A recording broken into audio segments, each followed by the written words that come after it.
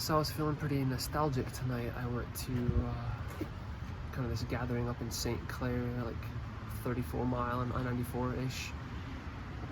And it was interesting. I hadn't been up there in a long time. I used to, basically like party up there, so to speak, go to concerts. And when I was ages 18 to 20 or so, that was kind of one of the exciting areas that we would go to toward up there, Yale and Port Huron. Go to hardcore concerts and stuff. And all the things that come with that, abuse of alcohol and pursuing unhealthy relationships, so to speak. And so I was just thinking about that. We had a good time. A lot has changed 14 to 16 years later. I have a family now, 3 boys and a wife, married 8 years.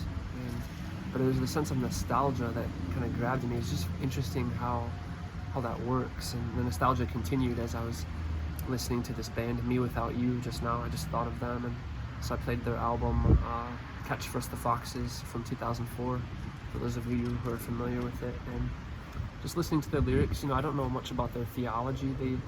They were portrayed as a Christian band back in the day, and I kind of listened to them in that transition period of transitioning from a non-Christian to a Christian in the true sense of the word, like actually starting to follow Jesus.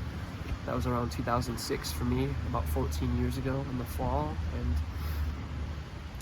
there's this interesting Bible passage where the Apostle Paul says something similar. He says, I know a man who 14 years ago was caught up into the third heaven, and he begins to describe this experience that he had where he maybe had like a near-death experience or something like that, some sort of heavenly vision. And he said, but it was not permissible for man to repeat it, basically.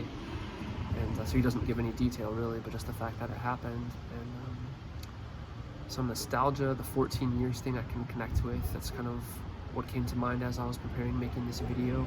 I hope to make it about 8 minutes long, just to share about my life, what it used to be like around that time, since I'm having that nostalgia. And so at that time, I was about 20 years old.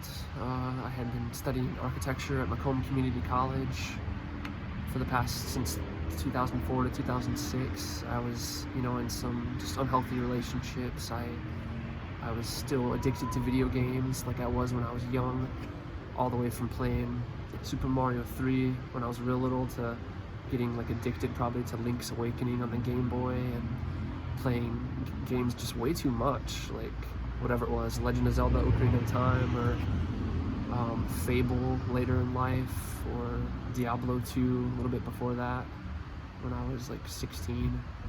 A lot of hours spent wasted on video games. I've asked God over the years to redeem that, and I think that some redemption has come, opportunity to see video games serve an eternal purpose, basically. So I'm talking with a buddy about that right now, how to do that again. So those were some of the idols in my life: video games, bad relationships, alcohol. I remember sitting in the parking lot when I was about 19, probably at Macomb, and I was like journaling to myself. I probably wasn't praying because I didn't know God back then. I knew there was a God, but it was just a very despairing type of journal and reflection. Like I remember swearing in it, like huge capital letters, like I hate my blank life or something like that. And I think I was like weeping when I wrote it, just because I had such despair and I didn't know where hope was to be found.